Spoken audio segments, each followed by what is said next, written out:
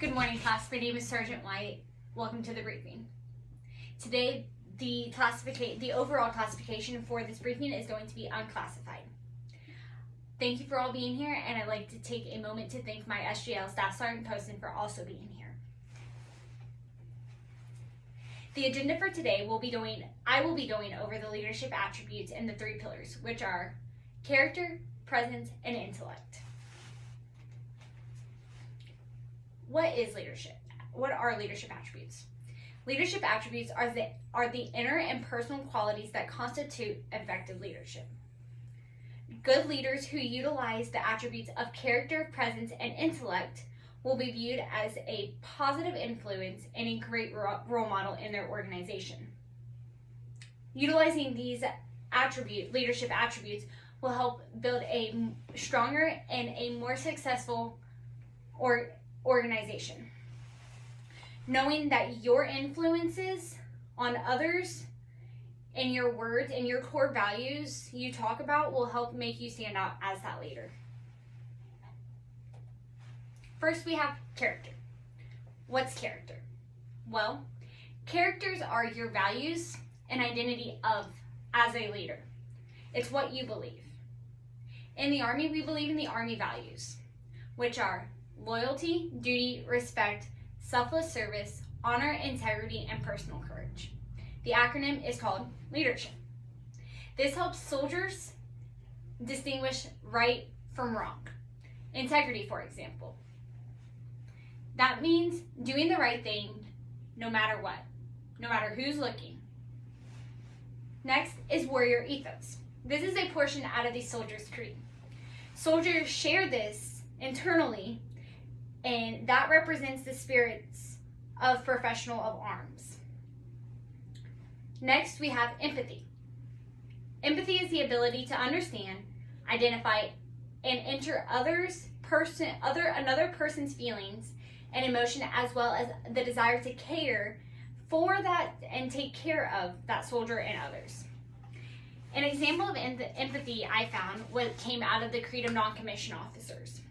It states that I know my soldiers and I will always place their needs above my own. To me, this means that no matter what position you are in, you are always constantly being aware of your soldiers' thinking and what they are feeling. Next is presence. What's presence? Presence, according to Merriam-Webster's dictionary, is the fact or condition of being present. This is how your followers and others perceive you. We do this by military bearings. This is the way we carry ourselves in and out of uniform. It's conveying professionalism. For me, when I'm in uniform, I like to make sure my hair is in a tight bun. That's just my personal opinion, and I like to make sure I don't have any flyaways. Next is being physically fit. This is having sound health, strength, and endurance that not only supports emotional health, but also the ability to undergo prolonged stress. Physically fit. An example of this could be, we all know that we have the new ACFT coming out in October. So what are we doing to prepare for this? For me, I'm in the gym working on my leg tucks because I know that I struggle with leg tucks every day. I struggle with them, and it's hard for me to get the minimum that I need, which is 5. And then we have resilient. This is the ability to recover from setbacks, injuries, adversity, and stress, but also while remaining focused on the task that we have ahead of us. So for me, this one's very important. When I was at an example and personal experience, when I was at AIT, I failed alley docking a 915 truck trailer, which means backing it up at a 45-degree angle. So with that, I failed that portion, and I got rolled back 2 weeks to a different company. Instead of dwelling in my failures, which I did a little bit, but I went back that following day, focused on those next 2 weeks of training and the tasks that I knew that I had ahead of me, and I made sure that I was going to pass it this time. I asked more questions. I got into the truck more and did more alley docking in that week than I in those 2 weeks than I did the first 2 weeks. being resilient is a very, very important skill to have. Next we have is intellect. What is intellect? Well, we know that it's the power of knowing as distinguished from the power to feel and to know. And to will, So with that, we have mental agility. This is being able to adapt and anticipate uncertain or changing situations. It's like having a different perspective. If something changes, have that, be open-minded and be ready to go no matter what task is put ahead of you. If that task changes, just adapt, continue to adapt. And in the military, we learn to adapt to any situation that we have. Next, we have innovation. Innovation is introducing new ideas.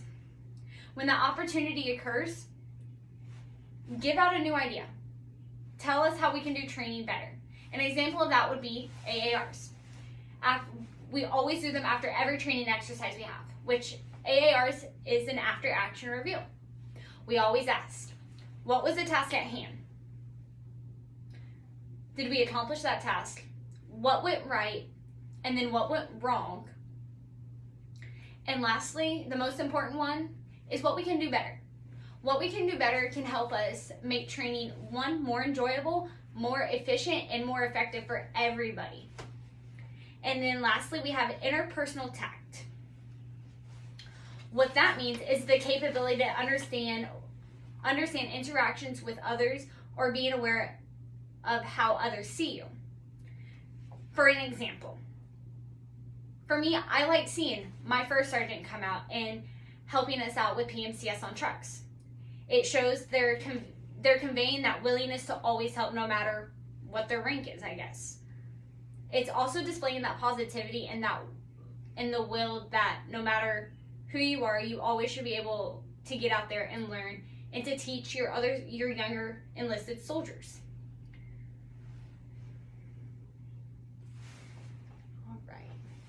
All right, to summarize everything that we have just talked about were the leadership attributes. That makes us who we are as leaders. I feel that those who utilize character, presence, and intellect will always motivate their soldiers and themselves no matter what the task is ahead. Again, take that advice. Take that criticism from your peers.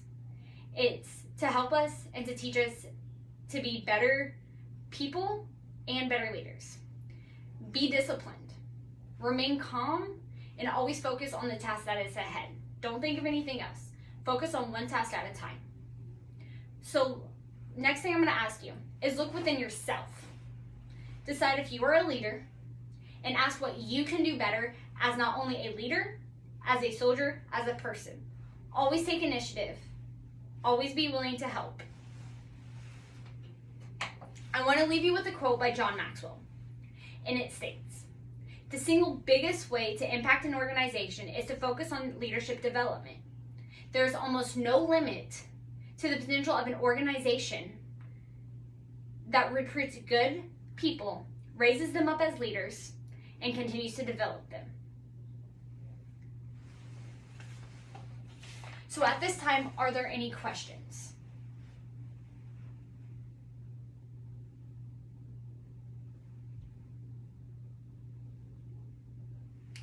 All right, if there are no questions at this time, I'd like to conclude my brief.